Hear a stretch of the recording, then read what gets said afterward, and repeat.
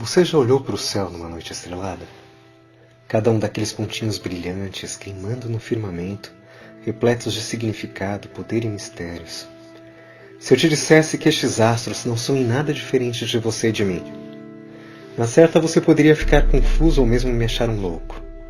Mas um homem chamado Carl Sagan certa vez disse: somos feitos de poeira estelar.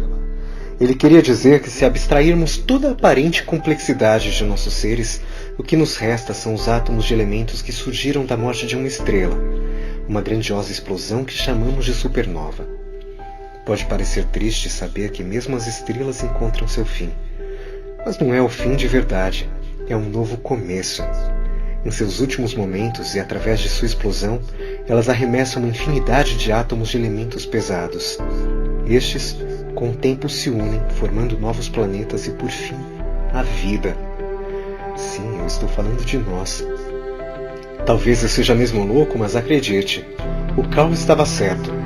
Cientistas desde então analisaram 1500 estrelas e chegaram à seguinte conclusão: nós e os astros temos 97% dos mesmos tipos de átomos. O Carl não estava brincando. Contudo, ouso dizer que nossas semelhanças com as estrelas vão muito mais além do que apenas os átomos que constituem nossos corpos. O que de fato nos faz iguais aos astros é a chama que arde dentro de cada um, o brilho de sua existência. Então por que os seres tão iluminados vagam pelo espaço sem saber reconhecer sua própria natureza e propósito? Ora, uma vida sem propósito é uma vida vazia, e a natureza, como a própria ciência já comprovou, abomina o vazio. A vida irá preencher esse espaço vazio com toda sorte de coisas negativas: tristeza, ansiedade, medo, insegurança, frustração e todos os pesadelos que atormentam a vida de tantas pessoas que conhecemos. Talvez até mesmo você que está ouvindo isso é afligido por esses demônios. É bem como os antigos, por assim dizer, costumavam falar: mente vazia é a oficina do diabo. Talvez nem eles sabiam quanto estavam certos. Sem propósito, você nunca terá uma vida melhor. Nunca obterá os resultados que deseja, porque você simplesmente não tem direção. Não sabe o que realmente deve fazer para contribuir para o mundo à sua volta. Propósito traz compromisso, compromisso traz disciplina. Disciplina traz o aperfeiçoamento sistemático e progressivo de quem somos. Tornarmos-nos pessoas melhores é o que traz resultados superiores. Mas qual seria o seu propósito? Veja, o que as estrelas fazem? Elas brilham. E qual seria o propósito da luz se não iluminar aquilo que lhe cerca? No espaço, as estrelas espantam o frio e a escuridão com a sua luz. Sua gravidade atrai os planetas, todos a cercam e giram em torno delas para que seu calor e brilho os sustentem. A luz atrai, a escuridão consome. Não é necessário buscar pela atenção e companhia das pessoas. Seja a luz, e elas irão até você naturalmente. Você e eu somos como as estrelas. Portanto, como elas, devemos brilhar. É a nossa missão, a razão de existirmos. Somos a luz que ilumina os que nos cercam, cada um de nós. Povos antigos olhavam para o céu, buscando nas estrelas orientações para as suas vidas.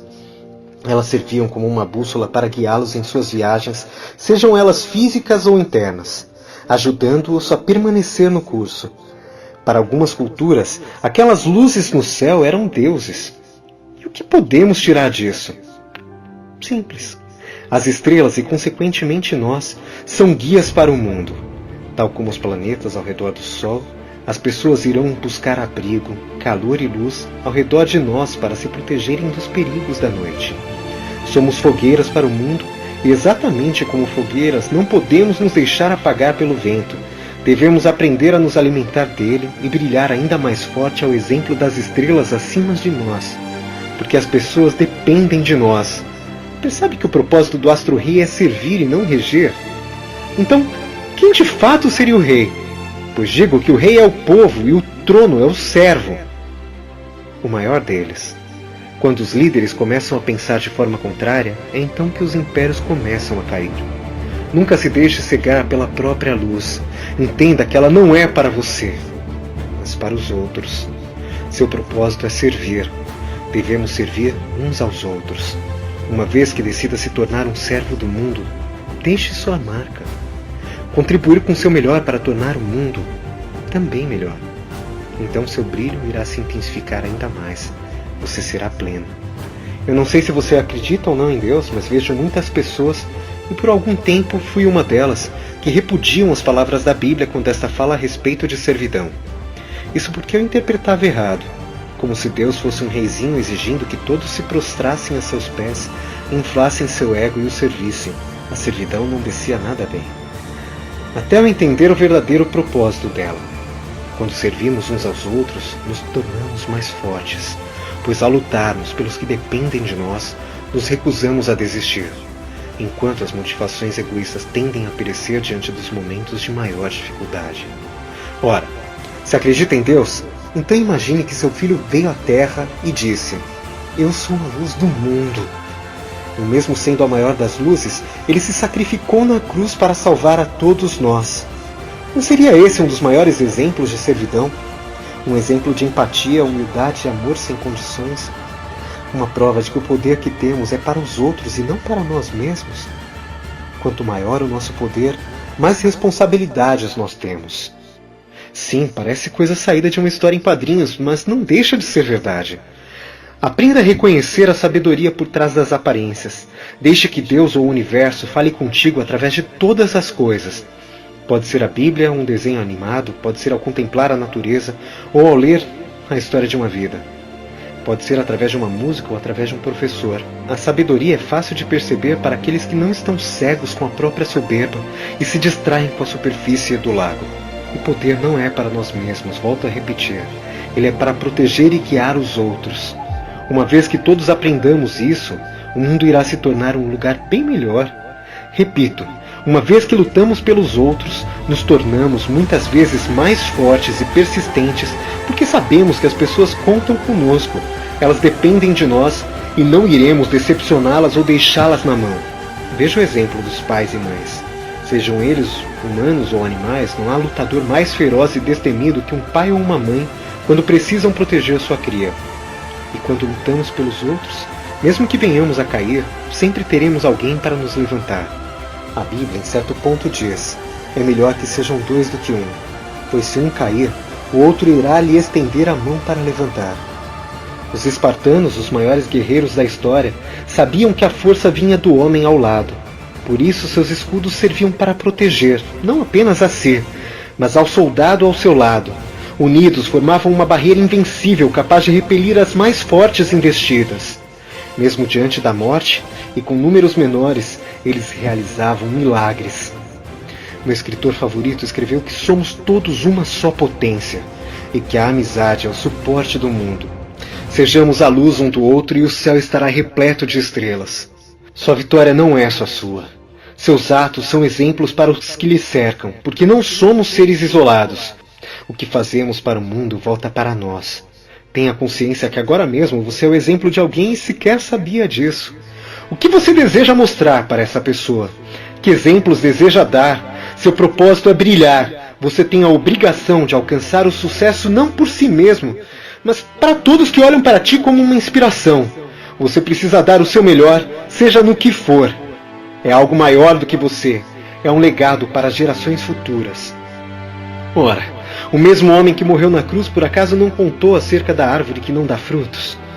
Não foi ele mesmo que falou sobre o sal insípido, ou mesmo sobre o homem que enterrou seu talento por medo? Mas talvez a parábola que mais faça sentido dentro de nossa comparação com as estrelas seja a parábola da vela. Por acaso se acende uma vela e coloca-se ela embaixo da mesa? Ou não seria melhor que ela fique sobre a mesa para iluminar a todos? Ora, a árvore que não dá fruto será cortada, e o sal que não dá sabor será jogado fora, porque uma existência sem propósito é autodestrutiva. Percebam que todas essas palavras têm dois elementos em comum: propósito e legado.